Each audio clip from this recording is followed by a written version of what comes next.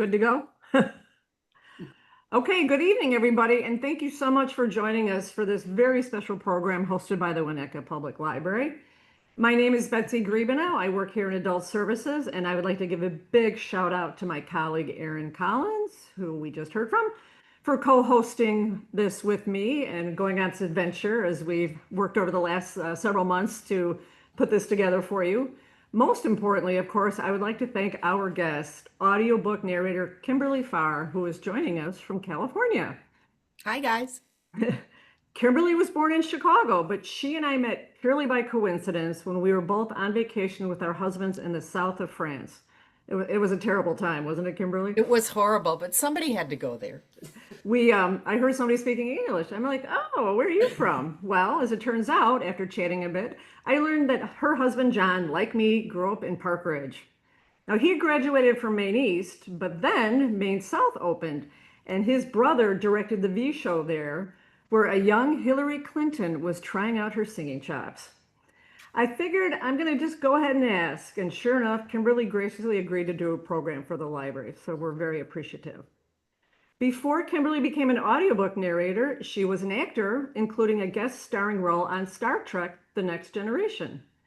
After moving to New York, she appeared 4 times on Broadway, including, and let me get this right, Kimberly, working with Vanessa Redgrave in The Lady from the Sea. Is that That's right? An absolutely. Ibsen play, so that's rather impressive. Kimberly also did off-Broadway, performing with the New York Shakespeare Festival. And she also went many other places, acting regionally in places like Washington, D.C., and in New Haven, Connecticut at the Long Wharf Theater. And that's just a small sampling of some of the wonderful things she's done. Well, she made the leap to audiobook narration and has recorded over 400 titles. Novels by Elizabeth Strout, Margaret Atwood, Nora Roberts, Ann Tyler, and many, many more. She has also narrated nonfiction books, including Mary Oliver, Ken Burns, Joan Didion, Sylvia Plath, and Joseph J. Ellis. Her recording of Dearie by Julia Child won a Publishers Weekly Listen Up Award in 2012. And most recently, in June of this year, so just last month, Kimberly was inducted as a Golden Voice, AudioFile Magazine's Lifetime Achievement Honor for audiobook narrators. Wow. We are so honored to have you with us tonight, Kimberly. Thanks again for joining. Oh, I'm so happy to be here. I love to talk about audiobooks. Well, that's what we're here to do. Absolutely. So you were an actor. You did both stage and the screen. And we're wondering if you could talk a little bit about how and when you made the leap to audiobook narration, and I guess some of the differences in being an actor with your on stage versus with your voice. Just a little bit about how you went from one medium to the other. Well, I was a mom at the time I decided to try audiobooks, and I really was having such a great time being the mom that I didn't want to put the energy into my acting career that is necessary to be successful. So I decided, well, I don't want to let it go totally. And John, my husband, had been listening to an audiobook in the car that happened to come on when I drove the car myself. And it was really good. It was the Forsyte Saga. And, if you've read the Forsyte Saga, there's like 40 million characters in the book. And I almost crashed the car. I was so interested into this presentation. So anyway, long story short, I had a friend at the time who was a really top audio engineer in LA, and his wife was my friend. And she said, well, Jimmy will record you. He'll do you a demo. She's from Mississippi. And so we went into the studio and I read excerpts from 5 or 6 of my favorite books. And I sent it off to Books on Tape, which was at the time located in Santa Ana here, very close to us. And I waited for their response. And I waited some more, and I waited and waited. And about 6 months later, Dan Musselman called me and asked me to come in to audition for them. And that's how I got hired to read, to get paid to read. And by that time, Random House had bought books on tape. And actually, the first book I ever recorded was on tape, and all the rest of them were not. By that time, the technology had bypassed tape. It wasn't tape anymore. And for a while, we were on CD, and Hmm. now it's all digital download. Very rarely do you have titles produced on CD.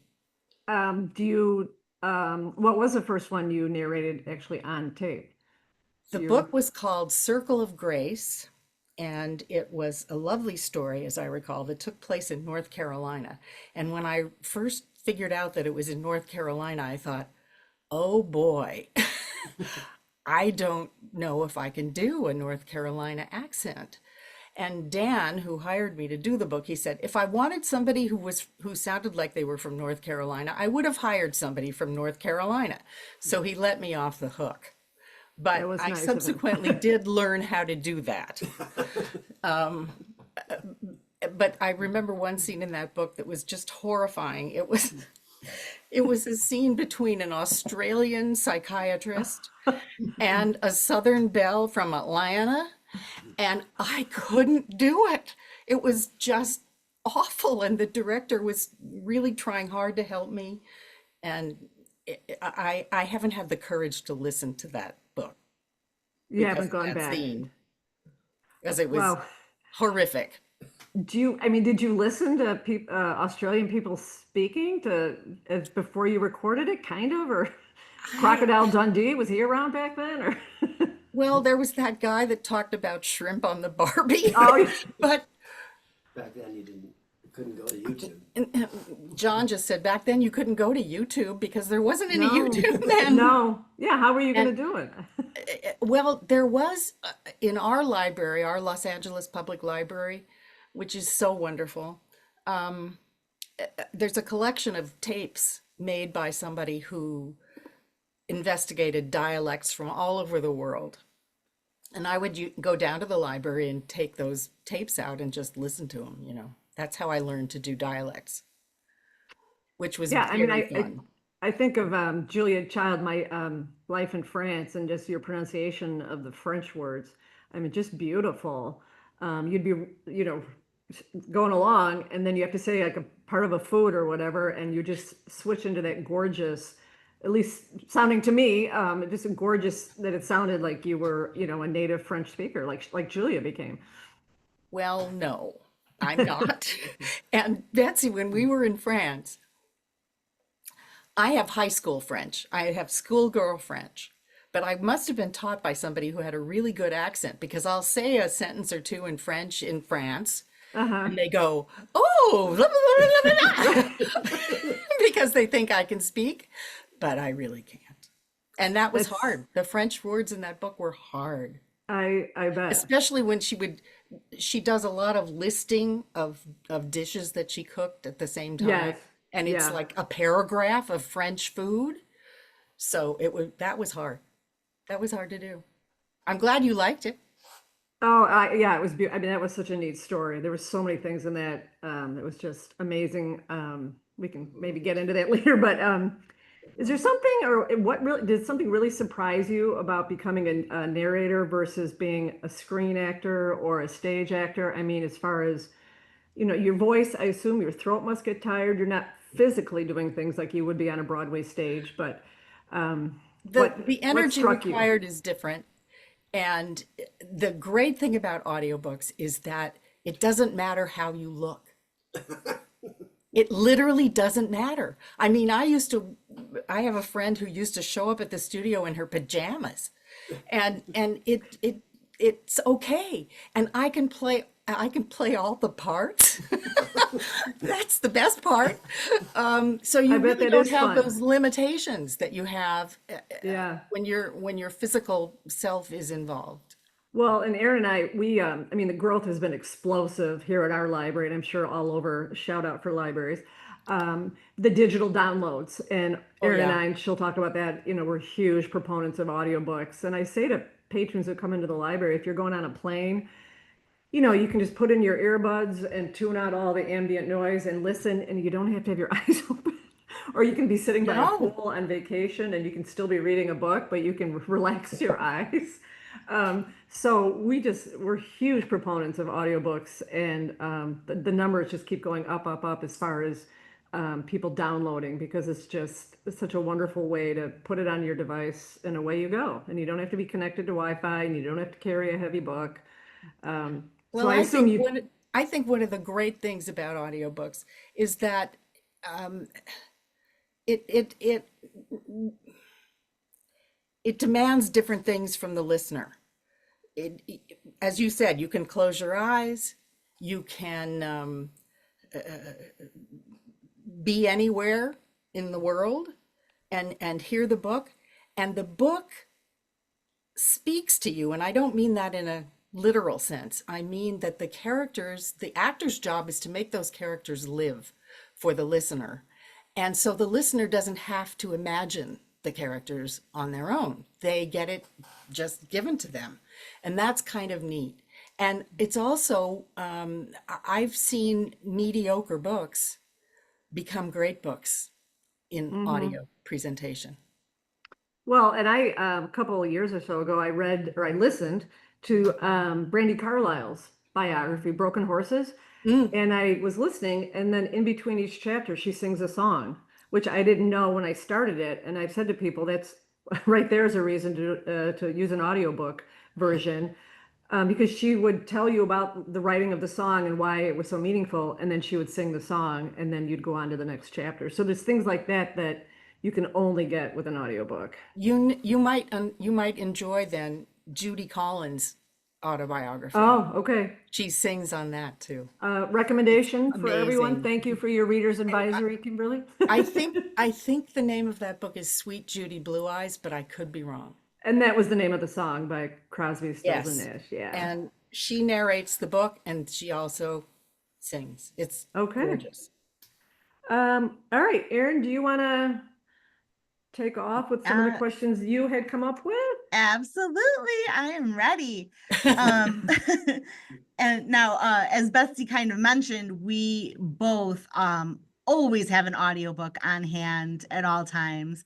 We are super lucky. Well, we feel lucky that we get to work in a library, a book environment. We get to talk books all day long with our coworkers, with our patrons, and it's I know for me, and I think kind of for Betsy, it's a dream come true. It's pretty awesome environment.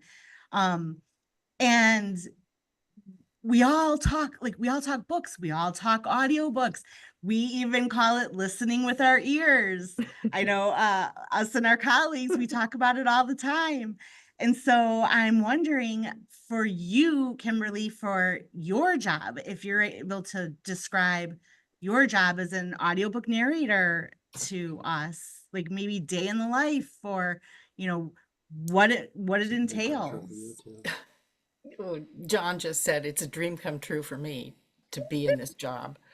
And if I hadn't become an actor, I probably would have been a librarian because Oh, I loved books so much. I read, when I was a child, I read cereal boxes if there wasn't anything else. And in our library system at the time, you could check out 10 books every 2 weeks. And my mother would take me every 2 weeks to the library and I'd check out my 10 books and I would read them all and then take them back and get 10 more. So I love, love, love books, always have. So day in the life, if I'm going to a studio to record, I will arrive, hopefully, depending on the traffic, 15 minutes early so I can make myself a cup of tea and get my bottle of water and get out my lip goo because your lips get dry. Wow, yeah, I don't think I even considered that, but I'm sure they do. And, you visit the ladies' room so you're not, in trouble. And and then you'll sit down with the director and say, what do you think about this book? What voice should we, and I'm not talking about how does it sound. I'm talking about what is the author's voice?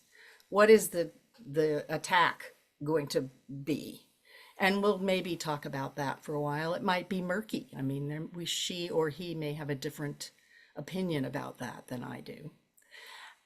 So we'll settle on something. And then the engineer will come in and set levels. I'll be in the booth and he'll adjust the microphone. I did have, when I first started doing this, a rather pronounced sibilant S.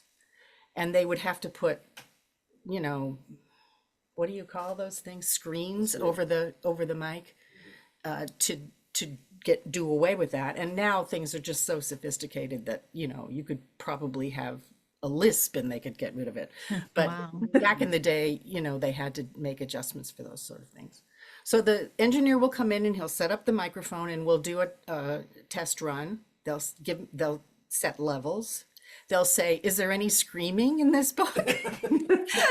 I'll say, well, maybe a little screaming. So they know that they have to ride the sound. And then we're off to the races. And it's just what I learned from, here's a big difference between the theater and audiobooks, since you asked, Betsy. In the theater, you spend weeks, hopefully, rehearsing your performance. You do it over and over again. You interact with the other actors. The director has their input. The costumes come, the lights turn on, and everything changes. And it's a long process of rehearsal. Audiobooks, no rehearsal, none. At least this is me. I can't speak for everybody. I read the book. I make notes about the characters. I make notes about events that take place in the book, or pronunciations that are difficult. I will work on dialect, accent, that kind of thing, but no rehearsal. And that is so freeing. I can't tell you what it's like to just go in there and trust that the writing is going to carry you along. And I love it for that. I love it for that. So like the author's writing really is your practice. I mean, because it's there for you. Yes. And you just go And in. my job is to hear that voice that person has spent months and maybe years creating, and honor that and be the conduit for that message. Wow. I mean, it makes sense. You think like anything else you would practice, you know, but I guess you don't need to. You've read the book, you've taken your notes, you've annotated, and you know if there's a big scene coming up or a screaming match. So you're ready for it, but you just get in there and dive right into the book. That's right. And you know, in acting class, which I took very many of, the whole object is to create the illusion of the first time. William Gillette came up, who was a 19th century actor, came up with that description of acting. It is to create the illusion of these events happening for the first time right before your very eyes. And if you can't rehearse, that is literally where you are. Yeah. And you have to inhabit that text and inhabit those people in that way. And it's so much fun. It really is just electrifying. Wow. Yeah. I mean, Erin and I have a great job, but I think you have a great job too. Right. Yeah. Yeah, it is. And you know, there's stuff also that's hard about it. It's very hard to sit there for 5 hours and not move and concentrate in that very specific way. And at the end of a recording day, I'm tired. And it's not because I've been running around the block. It's because it's mentally very taxing. Yeah, the focus that's required. Yeah, Sure. the focus. So do is you very- like raise your hand? You're like, I need a break, or is there like a Well, button? yeah, I mean, normally I will go for, well, in audiobook land, there is something called studio time, and then there's something called finished time. The studio time is the time you're actually sitting there recording the book. And normally my day is 5 or 6 hours of studio time with breaks and lunch in there. And out of a 5-hour day, I will get maybe 3 hours of finished time. Everybody has their own speed. I'm an Sure. efficient reader, and I read pretty error-free most of the time, depending on the material. Sometimes the material is so difficult that it's just, I have to go back and read the same sentence 6 times before it's right. But most of the time, I'm a pretty efficient reader. Wow. Well, Erin and I are efficient in that we turn the speed up when we listen to our books. So You we can do? get- Oh, sure. You Sometimes- speed up when you listen to what? to our audiobooks. Like it's, when you listen, when you download it and That's sacrilege. there's a default speed. Well, sometimes we just dial it up a Betsy, little I bit. Don't do can't that, believe- Betsy. I can't believe you just admitted that. That's I mean, private I'm information. sorry, yeah, it's Betsy. proprietary library. I just And gave it's away the been store. recorded now too, Erin. Yeah, so it is recorded. It's there forever. I mean, I think a lot of people speed it up a little bit. But that's what's so sorry. nice about it. You can control, the That's true. narrator's voice. Actually, I'm listening right now to a book that's read by a really wonderful reader who is also a golden voice. His name is John Lee, and it's the history of the Renaissance.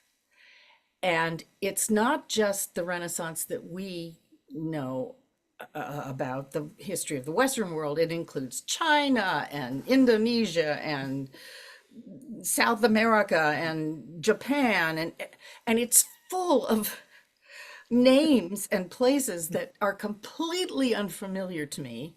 So I have sort of slowed John down. Okay. So I went the other way.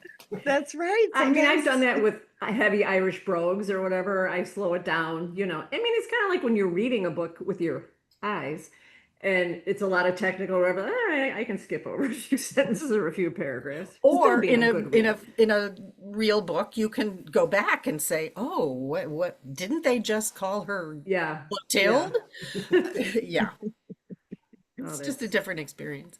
yeah, So- it- So you mentioned that you might record like 3 hours of audiobook time in a session.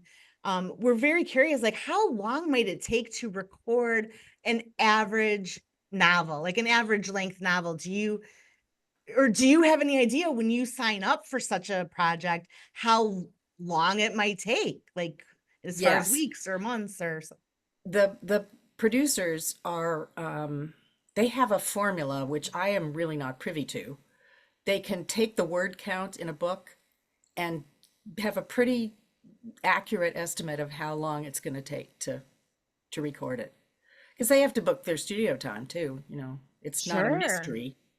But John, my husband, directs audiobooks, and he was once directing a very accomplished reader, Dominic Hoffman, who is also a golden voice. oh, yeah. And Dom was recording this book about Ralph Ellison. Or it was actually Ralph Ellison's writing. It wasn't a biography of Ellison. And Dom was turning out about 60 pages a day, and he was very upset because normally he would be reading 90 pages a day. And finally, one day they were leaving the studio and he was kvetching about it to John, and someone overheard them and said, "Oh, that's because there are 500 words on that page, not 300. So it depends on the text, is my point. That's It a lot of depends words on a on page. how dense the text is. For instance, I just recorded last week a book by Mary Oliver, a Oh. compilation of her stuff. And the first half of the book was almost totally poetry. So there's a lot of white space on those pages, right? In Yes. Poems. The second half of it was very dense text. She was a brilliant, brilliant person. And she wrote about Emerson and Thoreau and very deep philosophical issues, and those pages took a whole lot longer to record than the poetry did. So there's that factor too. I feel Sure. like I'm sorry. I feel like when you were doing poetry, maybe do you naturally slow down just to sort of get the beauty of the words or the cadence of a poem? It'll depend on the poem. Yeah. Um, and, and I guess the average novel is maybe 200 pages, 3 to 5 days, 3 to 5 200 to days, 300 John is pages. saying. I think that's accurate. Although my favorite novel, audiobook novel, is 40 hours long. Yes. It's a book by Edward Rutherford, who is known for writing, the phone book size novels. It's called New York, and it takes actually an item belonging to a family all the way from when New York was New Amsterdam up until 9/11. And it takes 40 hours, and it's glorious. I've listened to it 3 times. It's Wow. narrated by a man named Mark Bramhall, who is also a very good friend of ours. So they come in all lengths, is what I'm saying. But the average one, an Olive Kitteridge, is probably between 9 and 12 hours long. So that's 3-4 days. Okay. That gives us a sense, I think, right, Aaron, of what. Absolutely. It's fascinating, but it definitely gives us a sense. And as avid book readers ourselves, we know they come in all shapes and sizes with blank pages and small prints, and we know Yes. about all that. But yeah, that's really interesting to realize how long, like I said, like a project might take for you. And yeah, I'm sure it takes different lengths of time depending. Wow, that's just interesting. I mean, Deary is 25 hours long, Wow. Yeah. 25 finished hours. So I was 2 weeks in the studio recording Deary. Sure. Oh my gosh. I know. I mean, that's what we talk about. We see the books come in or what's being ordered. Erin orders all our fiction. And then she also buys it so people can download it onto their phones, to read or to listen. And I'm always just like, hurry up, Erin, you need to buy this one, or I can buy one. And then it's like, okay, that's 7 hours. That's an easy one, or that's 12 hours. Oh, that's not bad. I tell you, it makes a time go by when you're sitting in traffic. It really, Erin and I both listen in the car, commuting, and it really brings the stress level down to listen I to a said book. I said once to Dan Musselman, who was the head of production out here in Los Angeles until he retired a couple years ago. I said, Dan, as long as there are traffic jams, there's going to be audiobooks. That's right. It's true. Oh, I mean, I'm so grateful to be able to download, and that we have so many available here at the Winnetka Library. We have a very robust collection, which is really a wonderful thing to, keep that access to information for everybody, and to make have, Absolutely. everything available. It's really wonderful. I was reading something the other day about the Revolutionary War period, and it said that there were something like 30,000 books in the entire world in the 18th century, 19th century. Can you imagine? I mean, Yeah. there are now, we were told recently that there are now over 30,000 audiobooks produced every year. Wow. Every year. Yes. You're right. And yeah, another 30, 60, 90, 120. Yeah. Yeah. It's amazing. I know. I mean, there's so many books, so little time. There's so many things Aaron and I both want to read and both want to listen to. And I then know. it's so fun though when a couple of us listen to the same one, and then to talk about whether or not we hated the ending or whatever it is. It's so much fun. Yeah. So it seems kind of like it's a solo endeavor, Kimberly, to be an audiobook narrator, but I think you've said you don't have a studio in your house. Is that Mm-mm. right? No, I don't. And And I have a friend, Cassandra Campbell, is a very accomplished narrator. She's also a golden voice. Cass has a studio in her garage, and she and I were on our way to a union meeting years ago, and she said, Kimberly, I don't think I can stand it anymore. She said, it's so isolated in there, and it's starting to do things to my brain. And I thought, yeah, that's the main reason I don't have a home studio, because the thing that I loved about acting was the communal effort and everybody working towards the same end, and the camaraderie that we all experienced and the fun we had. And there was bad stuff too, but not that much. And it was fun to go to work. And the idea of sitting in a little closet by myself doesn't appeal.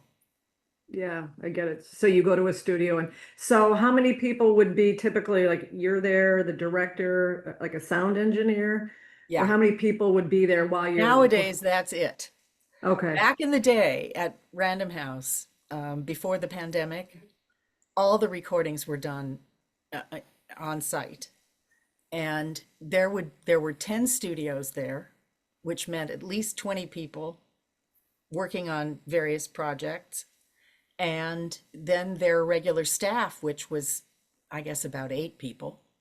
So we had quite a crowd there, and we'd all sit together in the lunchroom and laugh and tell stories and Talk about the books. kvetch about the book. And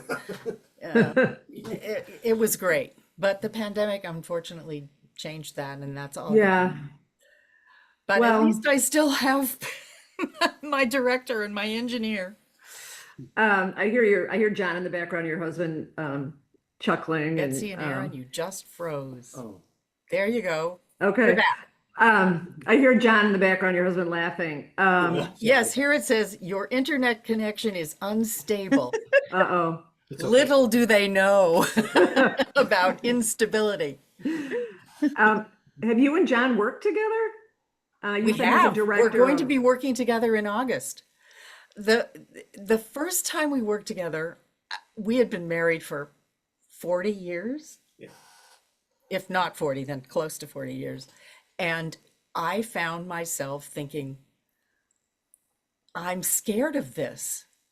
And I thought, well, that's absurd. And I realized I was worried that he would think I wasn't good enough. Which is crackers. I mean, we met working together Right. in a play. Tara was nervous too. And he just said, tell her I was nervous too. Why were you nervous? Aw. I don't know. Just, Did you think I wouldn't think you were good enough? that's right. He's good enough to be the father of my children, but he's not good enough to direct my audiobook. It's a different set of skills. Well, That's right. He said I don't that's know. a different set of skills. I heard.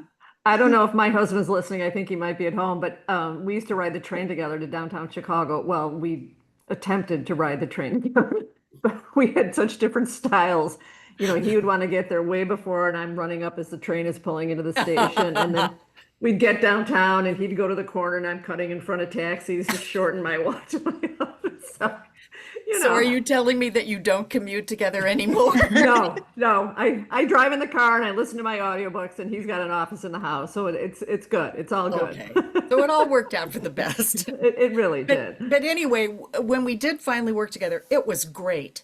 And because you have a shorthand with somebody you know, have known for such a long time. And he's also a really good actor in his own right. And he had great Well, ideas. yes. So I didn't have to come up with all kinds of stuff by myself. I mean, I would just say, so what do you think about that? And he'd say, okay, do it this way. And I did. Well, tell our other listeners where John went to school. Well, John went to the Naval Academy. He was going to be a career officer in the Navy. And after he got out of the Naval Academy, he became a Marine and was in the Marines for 5 years. And then he decided that he wanted to be an actor. So he went to the Yale Drama School. He was accepted at the Yale Drama School. And he had quite a successful career in New York and in the movies too. And then he decided he wanted to be a screenwriter. So he did that. And now he's an audiobook director. And it's come all the way around. You're both in the audiobook world. I'm Well, sorry. it What'd you seems say? like you were both meant to be actors and both meant to be in sort of the performing, world. It just seems to suit you both so beautifully. And Yeah, then, we've had uh, a great time. And you know what's wonderful about audiobooks? The people in the business are smart and they're funny and they're good people. They're kind. And we have made so many friends because of this work that we wouldn't otherwise have had. yeah, and Yeah, who would have it's thunk just it been back in the day? Yeah, yeah, and absolutely. it didn't exist at one point, and now here it is, and And yeah, it's John a just big, said, and we've read a lot of books that we wouldn't have read otherwise. Sure. So that is really a gift. yep, completely agree. It's so funny because we hear you talking, and I think Betsy and I feel the same way about our job. And both of your job, Kimberly, and our job, we are crossing paths, a Yeah, lot. yeah. We too get to talk books with our coworkers, and we do meet the nicest people Hmm. in this book loving world. Like, have the best conversations and read books we never would have read, and it's very similar. Well, isn't it great to be paid to do something you love? it's Yeah, yeah, it's To the be able to best. earn your living doing something you love is just such a gift. yeah. It's so fun to turn a patron onto an author or a book that they maybe wouldn't have picked, or sort of in the general vicinity of where they are, but maybe try this one. Mhm. It's so gratifying. And I mean, I love your voice. I'm a big fan of Julia Whalen. Do you know her as an audiobook I've narrator? met Julia. She was a Random House person too. Yeah, she's We done a never lot of worked fun. together, but our paths did cross. Yeah, it's Yeah, a skill, and I appreciate it because that's how I'm reading most of the time. So you want good narrators. and Betsy and I were wondering, actually, like, if you do come across other audiobook narrators, is there like a little network for your profession? Is there, or is There, it? Yeah. there are organizations out there. I don't personally belong to them, but they exist, Yeah. and I probably should belong to them. I mean, they're great networking opportunities, and it's a great way to meet people. Sure. You asked about conventions, Erin. There is a Yes. convention. The Audio Publishers Association has a convention every year, and although now they are going to have their convention virtually every other year. Hmm. They used to have it in person every year, and now they've switched to every other year in person, and then they have the off years are virtual. But they do seminars about the business, various aspects of the business part of the business, and the creative part of the business. And it's a great chance for everybody to get together. They give the Audis there. The Audie Yes. Awards are Absolutely. given at those meetings. Hmm. Awesome. Yeah, it is just so fascinating. And we even have someone right now in the chat that's asking about the profession, asking about, like, um do you need an agent? But that might be something they might learn at one of these conventions. Absolutely. Absolutely. Um, when I started in audiobooks, which is now 20 years ago, there were no agents involved. Now people have agents. Agents participate. Um, we not everybody has an agent. I still don't have one, but I've been around long enough that people know me, so Sure. it's easier for me than. In fact, I don't know what I would say to somebody trying to break into this industry now, because when I started, it was like unknown. It was a new frontier, and like Star Trek, and Got that in and there. Good job. get that little plug in there. But in fact, I was on the committee that organized audiobooks for the union. And when I first became an actor, I joined Screen Actors Guild, Actors Equity, and AFTRA, which was American Federation of Television and Radio Artists, which is now merged with SAG. It's SAG-AFTRA. But all of those unions had been in effect for years, decades. Equity was started in 1919, I think. But this was getting in on the birth of a new Yeah, you got in at the field. right time. It was really fun and very interesting and exciting and a little hair-raising sometimes too. But good. Sure. And these things change so fast. These industries grow, and Yeah. it's really cool that you're actually been involved this whole time to watch it evolve and grow. Yeah. And some of the changes have been not to my liking, but others have been wonderful. And mostly what I love is how much it's grown and how many people are now really into audiobooks and We love it too. We love it so much. So much. I want to take a moment to let the people know who are watching us right now.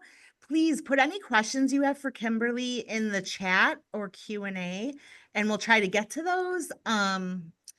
So I already see some coming in, so please do that. But yes, gosh, we love audiobooks so much. I don't even know how. I mean, this is the perfect time to say it. Sometimes I don't want to talk too much about it, talk people's ear off, but we just love it. And like you're saying, in the industry changing, just as listeners, we have Graphic Audio now, which is a company that produces, it'll adapt books, even books that have already been recorded. They will re-record with a full cast and with sound effects, and yes, it's a whole that's fun. production. So fun. We love Yeah. it.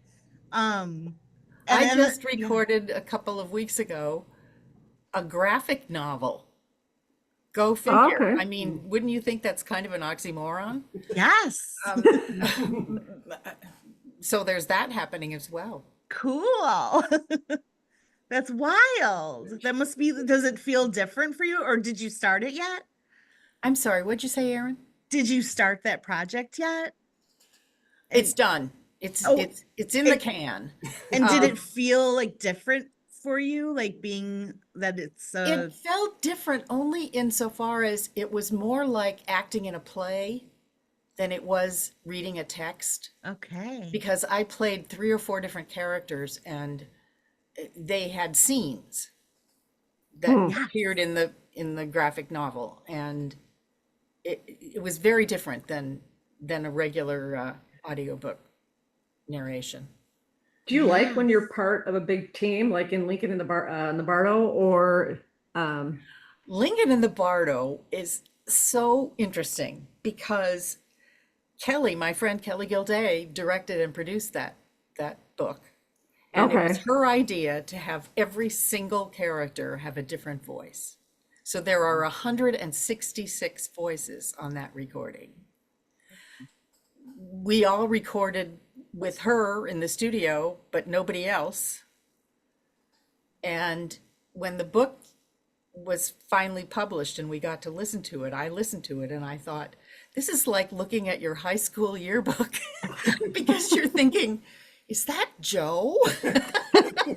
Maine South class reunion? Is that Sally? And I should just say real quick, you got to go to the White House, right? Didn't Hillary host a Maine South reunion when Bill was He president? did. Oh, It was wow. actually the Maine East reunion, and, Maine, and okay. all of the materials said, for the class that was split but never really was, something like that. Yeah, And we were all there. It was so great. I can't even imagine. I How mean, fun. It was fun for us because that's the city we met in. We were working at the Arena Stage when we met, Okay. and we had not been back there since. Oh, I guess I did a play there by myself, Ben. You came, but we hadn't been back in a long time. Oh, you won a Tony. No big deal. Whatever. And John's folks, we left the kids with John's folks in Park Ridge, with Grandma and Grandpa in Park Ridge. And we flew to Washington and we just had a wonderful time there. It was great. How special. It was terribly special. Yeah. Oh, God. I mean, And she was there. Hill was there. Oh, wow. Bless her little heart. Her singing little heart in the V show. Well, Betsy, did we told you this story in Yeah, I France? mean, if you want to about- share it, I think it's rather funny. And then I don't know if we want to get to, there's a lot of questions that came in, but this is I think a funny story. So if you would Well, delight it with, John's brother was a theater director in his adult life, and he started young. He directed the V show at Maine East, and Hillary was in the cast, as was the AFS student that year, Noy DeLiaco, who stayed with John's family the year that he lived. okay, I don't, yeah, that's, didn't So know that part. that made it very special too. And we have a production still of all of them standing on the stage. They were doing the telephone hour from Bye Bye Birdie.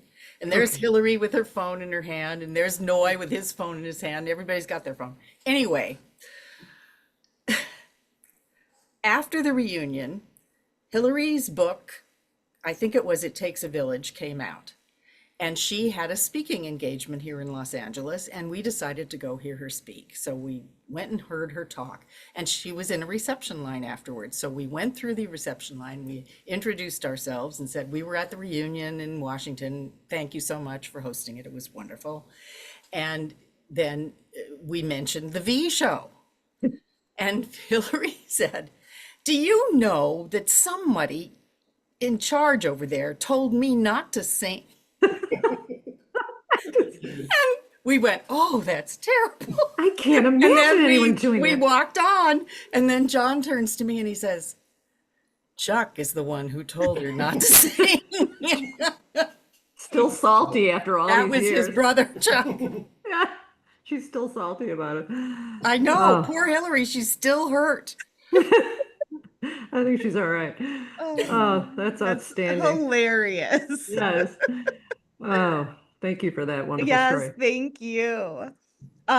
We do have lots of questions coming in, and so we'll start with we'll get to those questions. I actually was going through, and there's quite a few people who kind of are asking the same thing, which is like, if you, so here someone asks, can a narrator pick what job they take, and does it affect you negatively if you decline? And lots of people are asking similar around the same thing, like, do you get to choose, and like, how does that work? Well, you certainly have the capacity to say no to books. And I have recorded a couple of books that I have regretted recording. And if I had it to do over again, I would have said no. And I was once at a recording company that I work for occasionally, and they said, "Hey, Kimberly, we're just asking, are you okay with erotica?" And I said, no, really not. I said, it wouldn't be very good, because I would be so tense and, embarrassed. And they said, oh, that's cool, that's fine.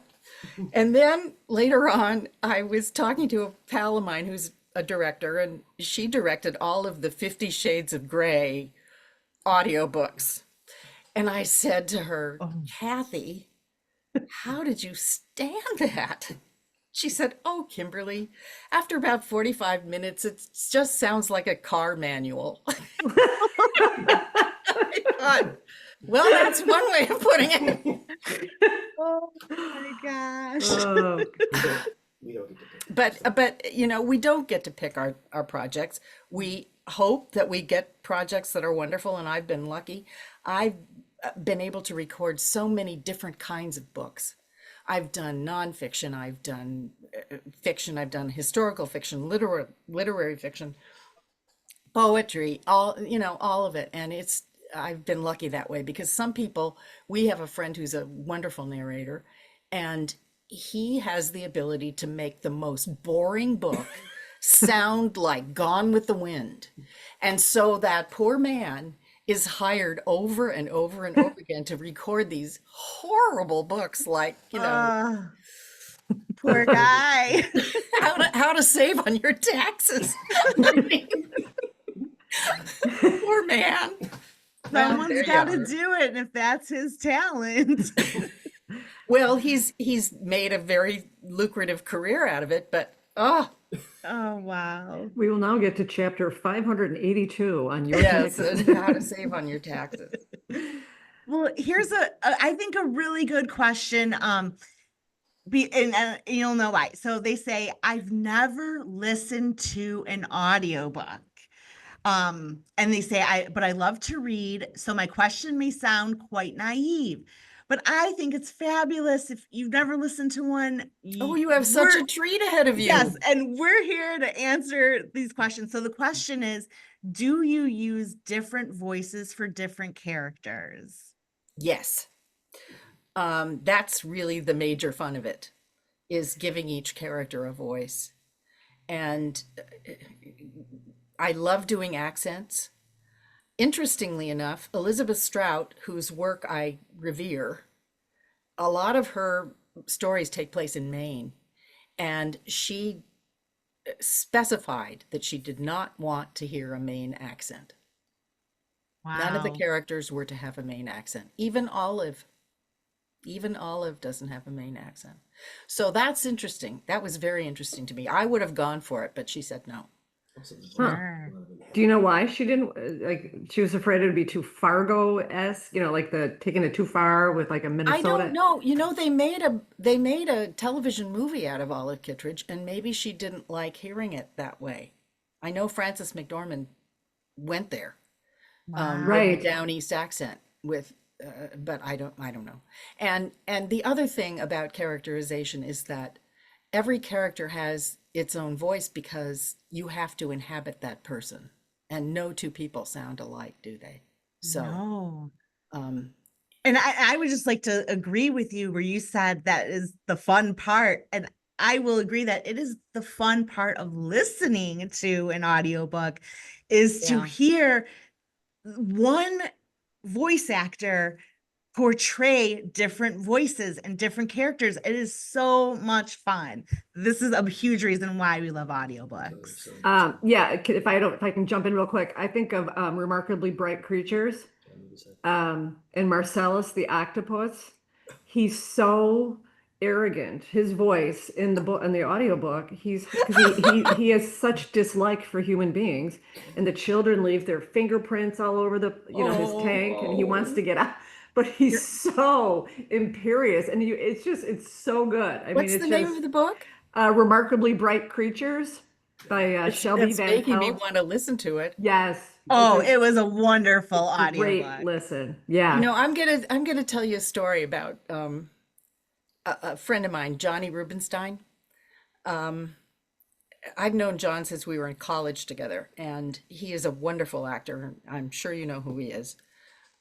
Anyway, he has done some audiobooks. He reads the Alex Delaware books that Jonathan Kellerman writes, Okay. and he's great, great narrator. And I'm listening to one of his books at some point years ago, and a pizza delivery man comes into the scene.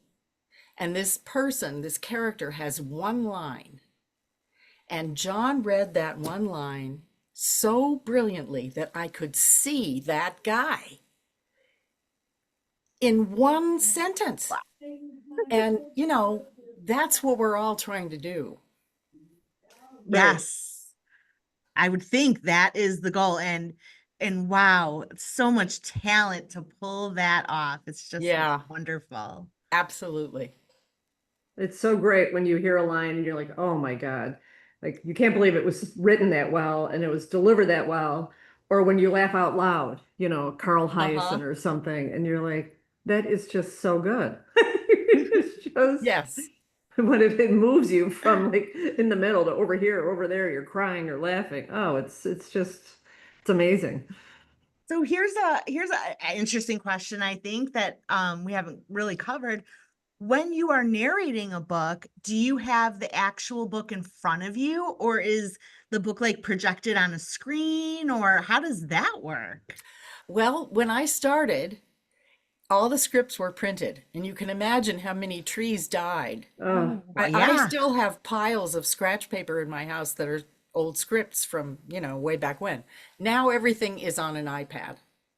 So you're Oh, scrolling through the yes. book which is great for the editor because every time you turned a page in the paper script, it made a noise that the editor had to cut out of the Yes. finished thing.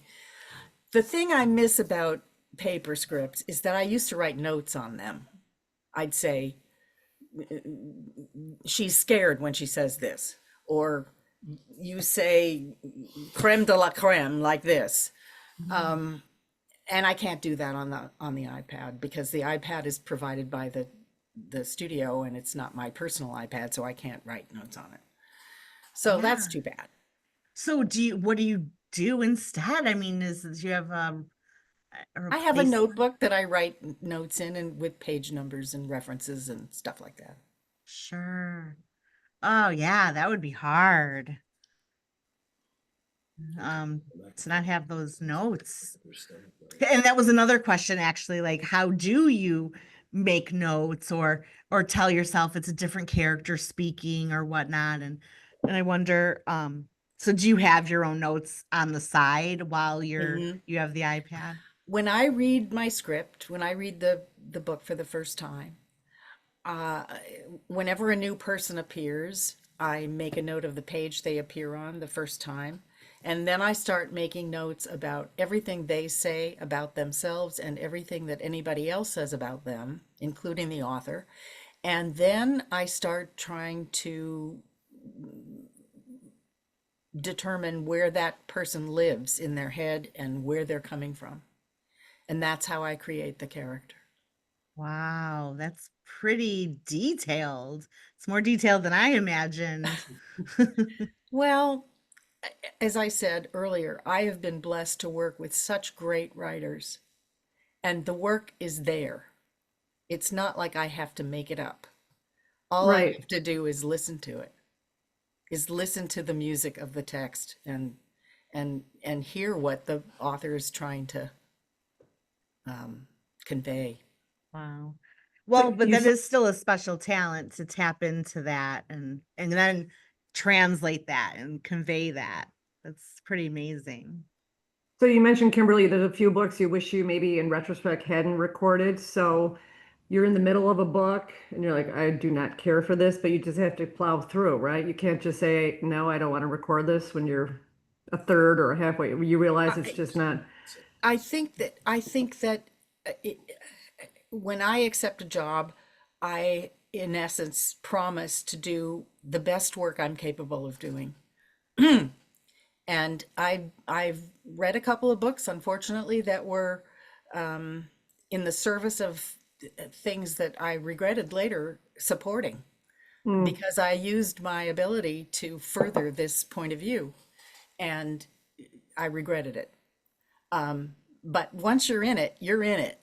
yeah, You're in it full bore.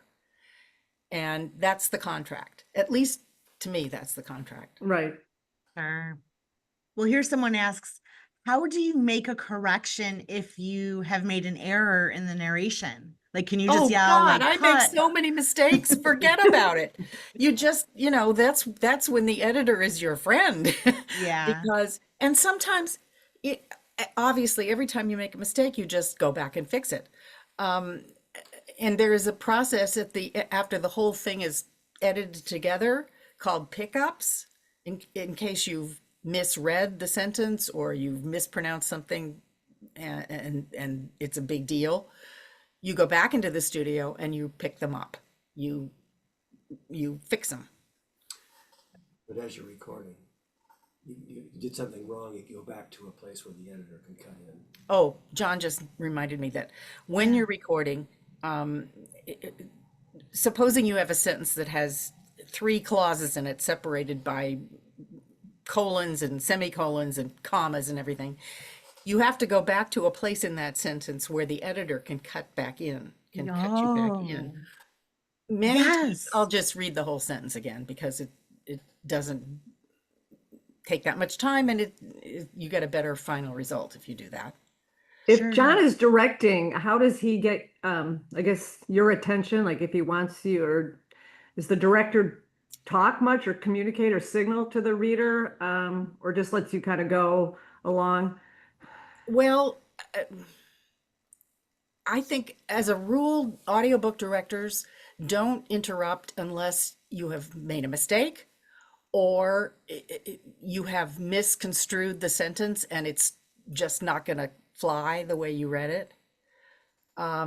They don't usually criticize your performance or say, I wouldn't have read it that way. That's fine, Kimberly, but And they've got in a studio situation, you're in a booth, a glass booth that's soundproof. So you talk back to the director over the talkback system, and you're both wearing headsets, so you can hear one another. Wow. makes me want to come watch you read. John said he comes in if there's something going on that he figures is just not working, and it's either misinterpreting the book or going off in a direction that's not useful. Yeah, let's take a little break and. So here's a good question about that goes back. A lot of our audience right now is very, very, very interested in how you decline a project. And so here's a follow-up question of, do you commit to narrating a book before or after you have read the book? Oh, that is a good question. Yeah. What's been happening lately is, in the beginning, I'll be honest with you, I just took every job I was offered. I didn't say, oh, I'm above that one, or I don't do comedy. Lately, though, the producers are sending a little synopsis of the book, and they actually say, are you interested in doing this? And most of the time, I really am. I mean, there's a lot of really great writing out there. And most of the time, if a book gets to be published, it's pretty good. I mean, it's got something to offer. We have one of our union representatives used to make jokes about, there's I don't even know what to call it. There's something that Audible started called ACX, where people who are trying to get started record books essentially for nothing. They don't get paid anything because they're going to get royalties from the sales. Wow. So I personally disapprove of this, but it's happening. Anyway, the union rep says, yeah, they'll get you to record the history of dog grooming and you'll get nothing. Because no one will buy it. Moving on to cleaning of the ears. So how do you decline? I don't know. I think it would depend on the producer who was producing the project. If it was someone I knew, someone I could be honest with, I would just say, not my cup of tea. And I have a friend, Tara Sands is her name. She's a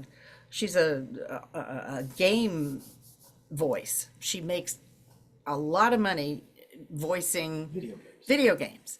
Ooh, And yeah. she's also an audiobook narrator, and she was offered a book where the voice of the book was a Black woman who spoke Italian. And Tara, God love her, called up the producer and said, you don't want me for this project. You want Robin Ray Ellis, who is a Black woman who speaks Italian. I mean, come on, it's obvious. Hello. Oh Yeah. my gosh. So if it was, to finish the thought, if it was somebody I knew and trusted, I would be honest and say, no thanks. Otherwise, I would lie and say, oh, I'm booked. I'm so sorry. Right. So booked. Oh, it sounds like everyone's job. Yeah. That's what we all do. Yeah. Very normal. Well, this conversation has been so fantastic. Yeah. I think, Oh, I've had such a good time. so have I. So I know Betsy's loving herself upstairs Oh right yeah, now. I'm Well, just this was kicking. all her idea. This is her creation. Well, know. I figure you take a chance. The person can always say no, but I was like, we're sitting at that, and I'm like, would you ever do a program for the library? Oh God, that's my dream. Listen, Yeah. the next time the family comes to visit, when the next time we come to visit the family, I'll come over and see your beautiful library. It'll be so much Oh, fun. please do. Yes, Oh, we'd come love to on over. I'll get take to you to see those lunch. pictures for myself. Yeah. Oh, God. The pictures behind Betsy. Yes. Oh, they're lovely. Oh So my one quick thing. So you've recorded, as you said, a graphic novel, and do you have one right now that you're working on, or like in the very near future that a book that you're Well, recording? what's coming up is I just finished recording this really fun, cozy mystery called Murder Takes a Vacation. It might already have dropped, as a matter of fact, by Laura Lipman. Oh yeah, that's It out. was such fun. And I just finished last week a new Mary Oliver compilation called Little Alleluias. Oh, Beautiful, beautiful, that sounds beautiful sweet. book. And then at the end of August, John and I are going to be doing Joseph J. Ellis's new book called, I wrote it down, The Great Contradiction, which is about the Revolutionary War and the guys who wrote the Declaration and the Constitution, and how they really screwed up by letting slavery stand. And the great contradiction is we're declaring ourselves free and independent, but we're keeping other people not Bondage. free. Yeah.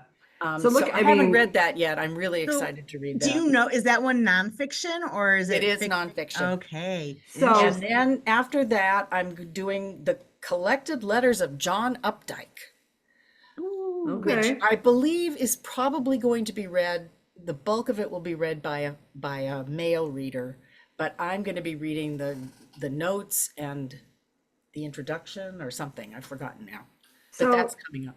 that's quite the variety in what you just mentioned to us, the I Revolutionary know, War. isn't it great? And here you can, in fact, borrow from the Winnetka Library, Murder Takes a Vacation. narrated by Kimberly Farr. Well, I love that author's voice, and I'm hoping it'll turn into a series. The main character is a woman named Muriel Blossom. Don't you love that? Yes. Muriel Blossom. And Muriel is on her first European vacation, and murder happens. And it's very fun. As one does, as it happens, yes, as it does. Yeah, murder does happen, every so often. Especially in cozy. I can't wait to listen to your voice. Tell me all about it. I'm going to put it on my phone. Yeah, and let me just shout out, Libby just showed everyone Betsy just showed everyone the Libby app from the library. That's where you can get that audiobook. Oh, Yes, that's so everyone should be great. on Libby. Yeah. That's great.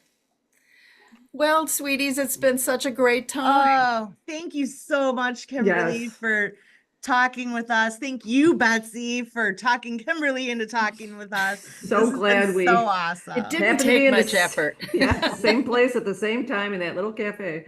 Oh, thank you so much, Kimberly, for taking the time and talking to us about the life of an audiobook narrator. And just Aaron and I have had an absolute blast. It's been My absolutely pleasure. wonderful. And Aaron, what was I going to say? It went right out of my head. Oh, well, never mind. Well, thank you. You and your profession is like a hero to us librarians. So this was And you librarians are the heroes right now. Let me Uh, tell you. Thank My you to that daughter's- guy behind you. That guy behind you. Thanks to him too, John. That Thanks man for behind the helping out. curtain. Yes. One of my daughter's best friends is a librarian.